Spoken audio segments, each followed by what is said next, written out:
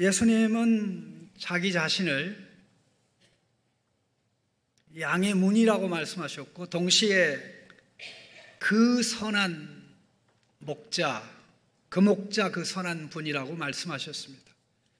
예수님이 말씀하신 내용들은 한마디 한마디가 사람들을 깜짝깜짝 놀라게 하는, 한 번도 들어본 적이 없는 그런 말씀입니다. 양의 문이라는 것도 누구도 감히 할 수 없는 말씀이었습니다. 더 나아가서 선한 목자가 양들을 위해서 목숨을 버린다는 것도 들어본 적도 없고 본 적도 없고 어느 누구도 시도하지도 않고 할 수도 없는 것입니다. 그런데 예수님께서는 4번에 걸쳐서 선한 목자가 양들을 위하여, 자기 양들을 위하여 목숨을 버린다고 말씀하셨습니다. 11절에, 14절에, 15절, 17절에 반복적으로 말씀하셨습니다.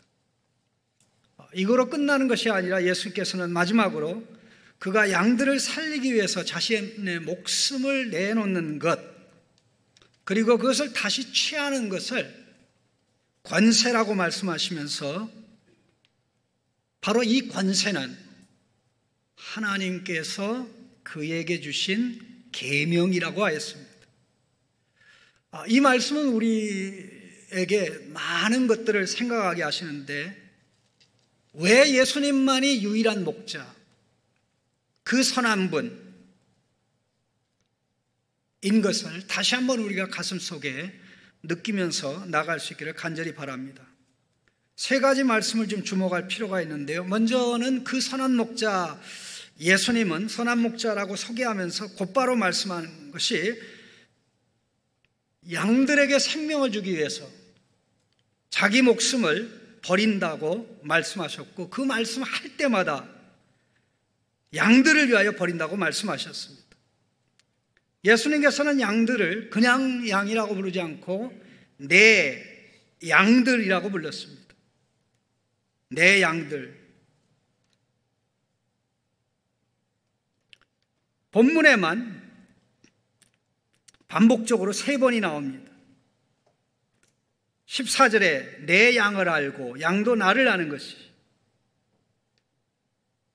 26절에 너희가 내 양이 아니므로, 27절에 내 양은 내 음성을 들으며,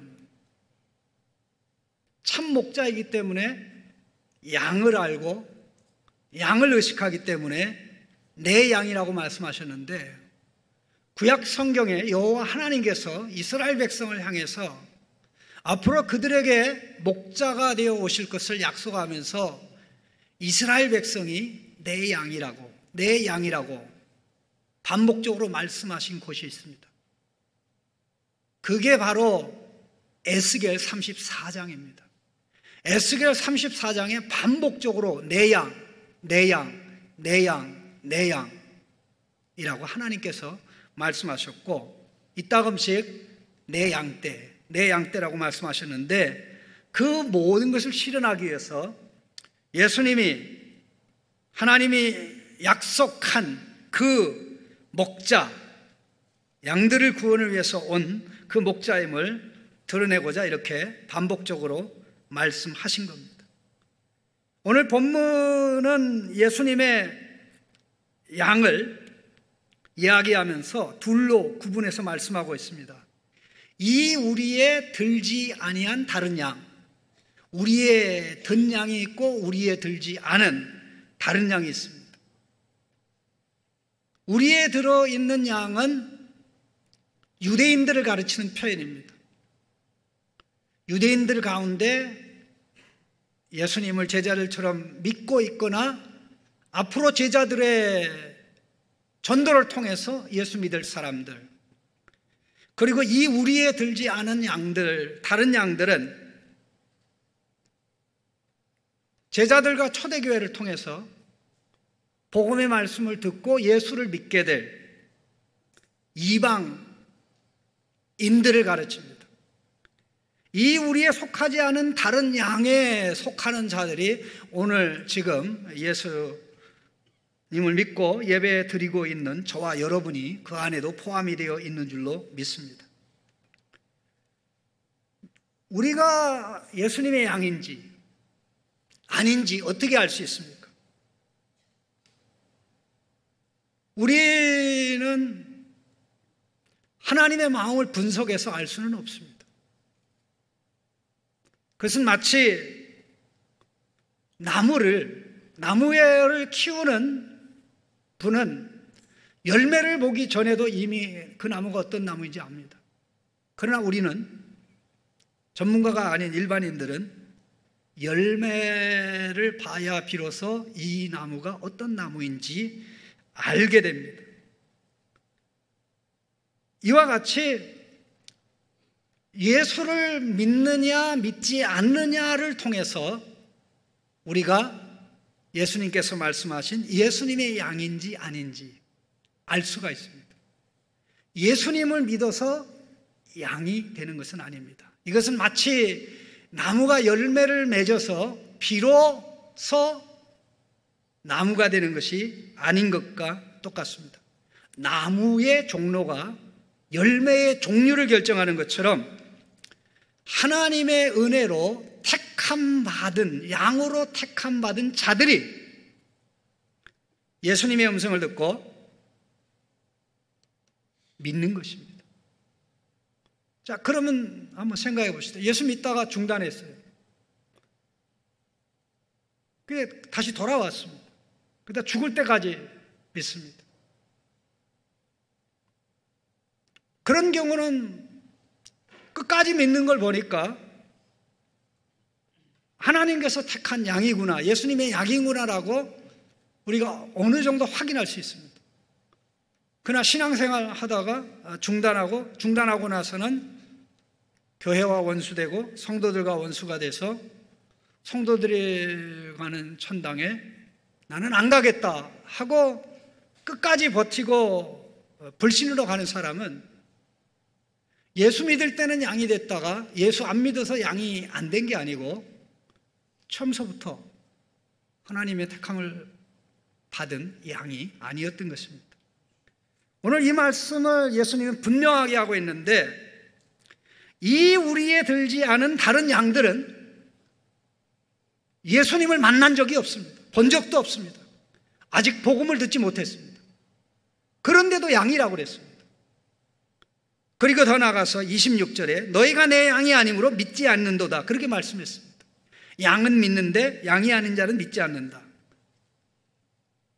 양이니까 양의 행동인 목자의 말을 듣고 따르는 행동을 한다는 것입니다. 목자를 믿고 따르는 행동을 함으로써 자기가 양인 것을 확인하고 증명하는 것과 똑같습니다. 이 말씀과 관련해서 세부적인 내용은 다음 주에 더 세부적으로 말씀을 드릴 예정입니다. 다만 이 부분에서 가장 중요한 부분은 아무나 예수님이 이 세상에 오셔서 모든 사람을 위해서 예수님이 죽는 게 아니고 하나님께서 택한 그의 양된 백성만을 위해서 죽는다는 것입니다. 그 양이 누구인지는 우리는 믿음을 통해서 확인할 수 있을 뿐입니다. 나는 양이니까, 양으로 택함을 받았으니까 예수 안 믿어도 돼, 예수 안 믿어도 구원받게 돼 있어. 그거는 성경의 가르침이 아니고요, 망하고자 작정하는 사람이 가진 잘못된 생각입니다. 나는 양이니까 믿어야 되고, 나는 양이니까 따라야 되고, 나는 양이니까 목자를 인정하고, 나는 양이니까 목자가 인도하는 길로 가야지 하는 이 마음을 가진 사람이 양으로서 목자를 누리고 목자의 인도를 따라가면서 생명을 누리고 생명을 체험하고 역동적인 굴곡이 많은 삶 가운데도 괴로워 죽일 지경이 아니라 오히려 남들은 괴로워한다고 할지라도 역동적인 현장에서, 고달픈 현장에서 삶의 기쁨을 누리며 살아가는 줄로 믿습니다. 두 번째 우리가 기억을 해야 될 것은 예수님께서는 이 말씀을 하면서 17절, 18절에 아주 중요한 말씀을 하셨는데, 특별히 17절에서는 내가 목숨을 버리는 것은 그것을 다시 얻기 위함이니 이로 말미암아 아버지께서 나를 사랑한다고 말씀하셔요. 이 말씀이 무슨 뜻입니까? 예수님이 목숨을 버리는 것은 목숨을 버리는 것으로 끝나지 않고 부활의 영광에 이르는 것으로 절정에 도달할 것이라고 그랬고, 이미 이것을 하나님의 계획 가운데 예수님이 알았고, 하나님이 이것을 사랑하시며 또 하나님께서 예수님을 사랑하기 때문에 예수님이 이것을 기쁘게 행할 때 예수님을 사랑하는 것을 알기 때문에 하나님과 사랑의 내주 관계 속에 있는 아들 예수님은 아버지가 그를 사랑하고 그가 아버지를 사랑하는 사랑의 표현으로 자기의 생명을 내어놓겠다고 말씀하신 것입니다. 그런데 이 말씀을 좀 더 세부적으로 설명하는 게 18절입니다. 18절 말씀을 보시면 우리 같이 한번 읽어보겠습니다. 이를 내게서 빼앗는 자가 있다는 것이 아니라 내가 스스로 버리노라. 거기까지만입니다. 다시 한번 읽겠습니다.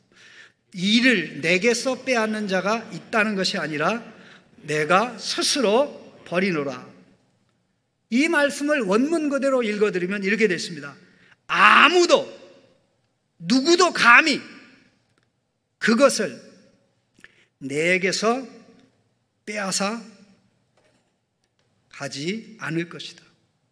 사람들이 예수님의 목숨을 빼앗아 가도록 예수님이 허락하지 않겠다는 것입니다.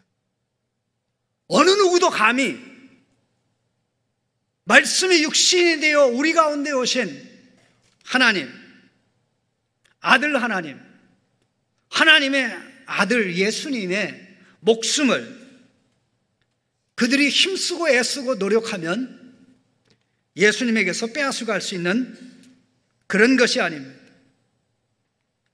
그 어느 누구도 감히 예수님과 싸워서 혹은 예수님과 논쟁해서 예수님의 목숨을, 예수님의 생명을 빼앗아 갈 수 있는 것이 아닙니다.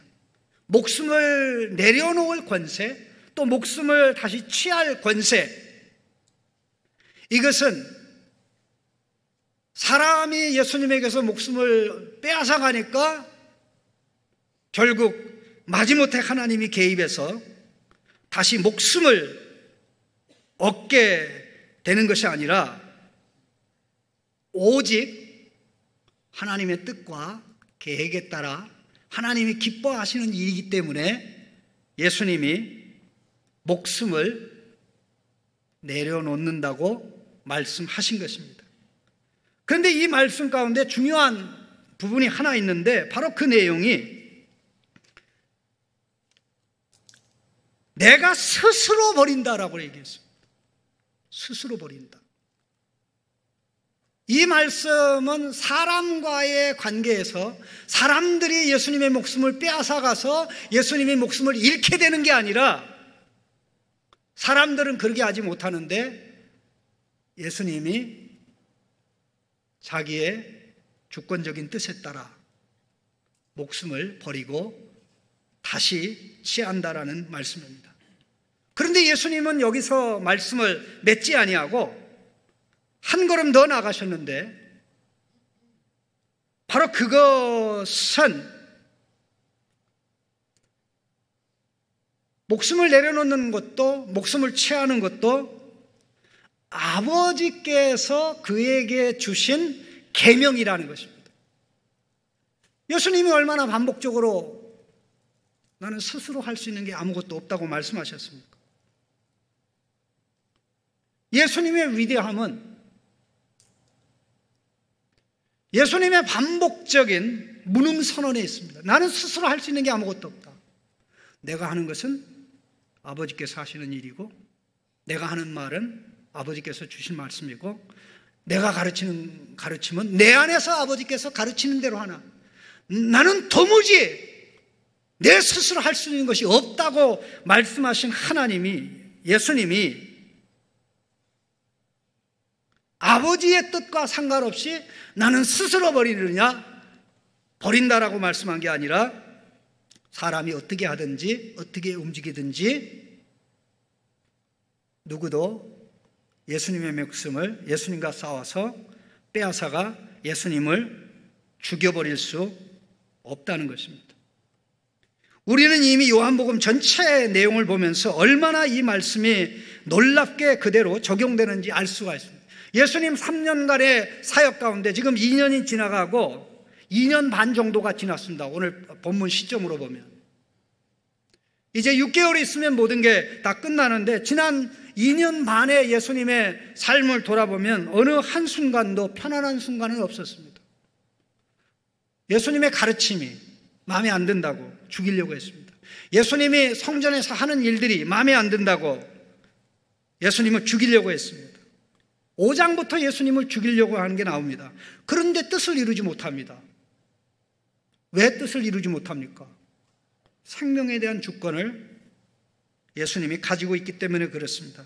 예수님은 하나님의 계산, 하나님의 구원 계획에 따라 하나님의 구원 계획의 시간표와 방법대로 움직이고 계신 것입니다. 7장 말씀에도 보면, 7장에도 보면 예수님을 죽이려고 합니다. 그런데 예수님을 죽입니까? 예수님을 잡지를 못합니다. 아직 그때가 안 돼서. 8장 20절에도 나옵니다. 예수님을 마음에 안 든다고 또 잡으려고 합니다. 성전에 헌금함이 있는 그곳에서. 안 됩니다. 그리고 오늘 10장에도 보면 31절에 유대인들이 다시 돌을 들어 치려고 했는데 또 좌절됐습니다.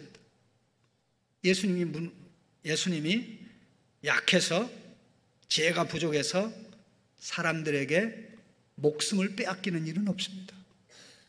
억울하게 목숨을 빼앗겨서 영웅이 되는 게 아니고, 구원자가 되는 게 아니고, 주권적으로 하나님의 뜻에 따라 목숨을 내려놓겠다고 말씀하고, 그것을 예수님께서 권세, authority, 권세, 엑수시아라고 말씀한 것입니다.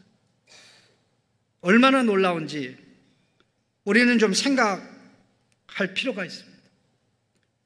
이 말씀하신 이후에 6개월 이후에 예수님은 십자가의 길을 가시는데, 겟세마네 동산의 장면을 한번 생각해 보시죠.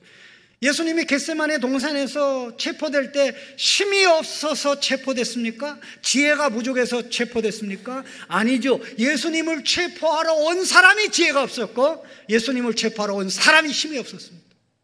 예수님의 말씀 한마디에 다 나가 뒤로 자빠졌습니다. 너희들이 나를 잡으려면 내 제자들을 풀어줘라. 그들과 딜을 하고 예수님이 스스로 결박되는 길, 체포되는 것을 자발적으로 택하신 것입니다. 또 어떤 일이 있었습니까? 빌라도의 법정에 섰을 때 빌라도는 예수님께 나는 너를 풀어줄 권세도 있고 너를 죽일 권세도 있다 얘기할 때 예수님이 하늘로부터 주어진 바가 아니면 네가 아무것도 할 수 없다라고 얘기하니까 그때부터 빌라도가 어떻게 합니까? 예수님 풀어주려고 하잖아요. 끙끙댄 사람은 예수님이 아니라 빌라도였어요. 하나님께서 주신 아들의 권세, 하나님께서 주신 아들의 권능은 하나님의 때에 하나님의 방법으로 생명을 내려놓고 하나님이 정한 방법으로 영광스러운 부활에 이루게 될 것을 예수님이 내다보고 계셨는데, 이 모든 것이 양들에게 생명을 주기 위한 것이었습니다. 양들에게 있는 죄와 사망을 제거하고 양들에게 없는 의와 생명을 주기 위해서 예수님이 이와 같은 일을 하신 것입니다. 그런데 여기 하나 주목해야 될 중요한 사실은 여기 빼앗다라는 단어입니다. 누구도 내게서 빼앗는 자가 있는 것이 아니라 빼앗다라는 단어는 똑같이 사용된 28절, 29절에도 두 번 나옵니다. 그들을 내 손에서 빼앗을 자 없다. 29절에 그들을 내게 주신 내 아버지는 만물보다 크시며 아무도 아버지 손에서 빼앗을 수 없다. 우리말은 같지만 원문은 다릅니다. 특별히 18절에 사용된 빼앗다라는 단어는 예수님의 십자가의 대속적인 죽으심과 관련되어 의도적으로 사용된 단어입니다. 세례자 요한, 예수님의 증인 요한이 보라 세상 죄를 제거하는 그 단어입니다. 보라 세상 죄를 제거하는 하나님의 어린 양이로다. 바로 그 단어예요. 세상 죄를 제거하기 위해서 하나님의 계획에 따라 하나님의 어린 양으로 예수님은 목숨을 빼앗길 뿐이었습니다. 예수님의 목숨이 제거될 뿐이었습니다. 언제 예수님의 목숨이 제거됩니까? 빌라도 앞에서. 사나되는 공회가 예수님을 빌라도에게 넘겨주고 그들을 지지하는 유대인의 세력들이 빌라도가 예수님을 풀어주려고 하니까 제거하라. 그를 제거하라. 그렇게 두 번에 걸쳐서 반복적으로 말씀했는데 바로 그 똑같은 단어가 예수님이 누가 그것을 목숨을 내게서 빼앗는 거 아니다 하고 예수님은 우리에게 목숨을 주고 생명을 주기 위해서 그 길을 기꺼이 가신 것입니다. 예수님이 말씀한 권세는 이 세상에 없는 권세입니다. 나는 당신을 위해 죽을 권세가 있습니다. 나는 또한 당신을 위해 죽었다가 살아날 수 있는 권세가 있습니다. 라고 얘기할 수 있겠습니까? 놀랍게도 예수님은 우리가 기대하는 것과 같이 나는 죽지 않을 권세도 있고 죽을 권세도 있고 죽으면 다시 살아날 권세가 있다라고 얘기하지 않았습니다. 나는 죽지 않을 권세가 있다라고 얘기하지 않았습니다. 죽지 않을 권세가 있다고 얘기하지 않았습니다. 예수님이 지금 권세로 생각하는 이것은 생명을 내려놓고 생명을 다시 취하는 권세는 하나님 아버지께서 아들 예수님에게 주신 사명입니다. 구원의 사명입니다. 그게 바로 18절 하반절에 나는 버릴 권세도 있고 다시 얻을 권세도 있으니 이 계명은, 예수님의 권세는 부리는 권세, 지배하는 권세, 다스리는 권세, 호령하는 권세, 이래라 저래라 하는 권세가 아니라 자기의 생명을 하나님 아버지의 뜻에 따라 내려놓고 하나님 아버지의 뜻에 따라 내려놓으면 그것을 다시 취할 수 있는, 취하게 하겠다는 계명에 근거한, 좀 더 정확하게는 계명의 절대적인 순종에 근거한 권세입니다. 그래서 예수님은 유일한 목자입니다. 예수님의 목자 되심에 비교될 수 있는 존재는 없습니다. 예수님은 여기서 이 계명은 내 아버지에게서 받았다, 다시 생명을 내려놓을 권세, 다시 얻을 권세를 다른 말로 표현한 게 계명이라고 한 것입니다. 계명 앞에서는 선택이 없습니다. 순종 외에는 답이 없습니다. 예수님은 이 땅에 오셔서 아버지의 말씀대로 하시고 아버지의 일, 아버지의 모든 말씀대로 하셔서 십자가의 길을 갈 때 비로소 하나님 아버지의 계명을 어긴 그의 백성들의 죄값을 치를 수 있고, 죄값을 치르기 때문에, 죽음으로 죄값을 치르기 때문에 죄와 사망을 해결할 수 있는 것입니다. 예수님이 하나님이 주신 계명에 순종, 복종하지 않으면 예수님의 권세는 무의미한, 무가치한, 허무맹랑한 권세인 것입니다. 예수님이 오직 하나님의 말씀대로만 하시고 거룩하고 구별되게 아버지의 뜻대로 사셔야만 죄 없는 자로서 죄값을 치를 수 없고, 죄 없는 자로서 죄인의 죽음을 죽을 수 있기 때문에 예수님은 그것을 상상을 초월해서 내 목숨을 내려놓을 권세라고 얘기한 것입니다. 예수님은 그 권세, 즉 목숨을 내려놓고 다시 취하는 것을 특권과 영광으로 보신 것입니다. 예수님이 우리를 사랑해도 되고 사랑 안 해도 되는 게 아니라 우리를 사랑하기 때문에 목숨 내놓는 것을 권세로 보셨다는 것입니다. 이 사랑을 안다면,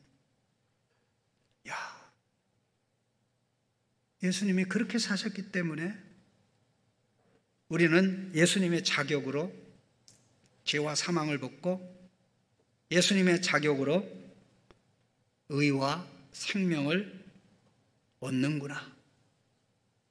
그것을 담아서 우리에게 전해지는 복음, 예수 그리스도의 복음이 성령의 역사를 통해서 우리에게 전달될 때 예수님이 구원하고자 했던 양들이 복음에 전달되는 예수님의 음성을 듣고 살아나 예수를 믿는 것입니다. 저희들이 그렇게 믿는 것이 이러한 엄청난 내용을 배경으로 하고 있는 것입니다.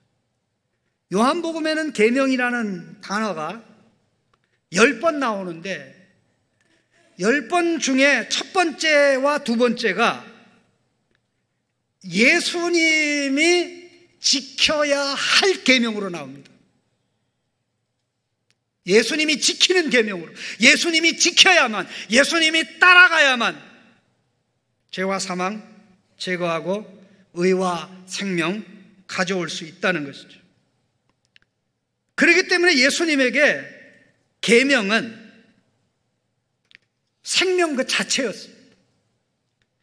요한복음 12장 49절 50절에 두 번째 계명이라는 단어가 나오는데, 내가 자의로 말한 것이 아니요 나를 보내신 아버지께서 내가 말할 것과 이를 것을 친히 명령하여 주심이니 나는 그의 명령이 영생인 줄 아노라. 나는 그의 명령이 영생인 줄 아노라. 아버지께서 주신 계명이, 명령이 영생인 줄 알기 때문에 예수님이 순종하면서 죄값을 치르고 순종하면서 기쁘고 즐겁게 영광스럽게 십자가의 죽음을 감당했기 때문에 십자가로 죄와 사망이 끝나고 예수님의 부활로 양들의 의와 생명이 주어질 수 있게 되었던 것입니다. 누가 예수님을 대신할 수 있습니까?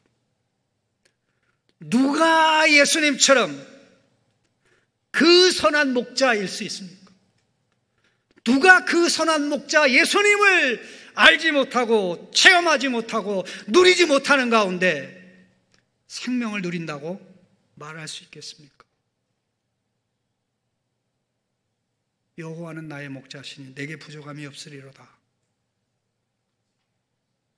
그 고백을 시편 23편에 하나님께서 시편 전체 150편에 구도 속에서 그 말씀을 주실 때는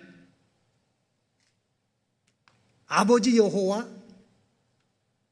아들 여호와, 아버지 하나님, 아들 하나님, 특별히 아들 하나님이 구원자로 오셔서 죄값을 치름으로 말미암아 이 나라 저 나라 유대인 가운데 이방인 가운데 하나님의 백성이 많이 일어날 것을 말씀하는 시편 22편 다음에 바로 신자가 고백하는, 목자를 고백하는 고백으로 시편 23편 1절에 여호와는 나의 목자시니 내게 부족함이 없으리로다가 나오는 것입니다.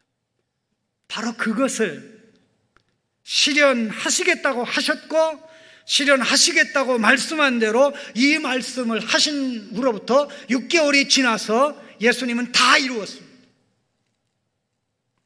그래서 우리는 그 선한 목자 예수님, 그 목자, 그 선한 분 예수님 안에서 죄와 사망을 해결받고 의와 생명을 받아 누릴 수 있게 되는 것입니다. 사망의 삶을 사십니까? 생명의 삶을 사십니까?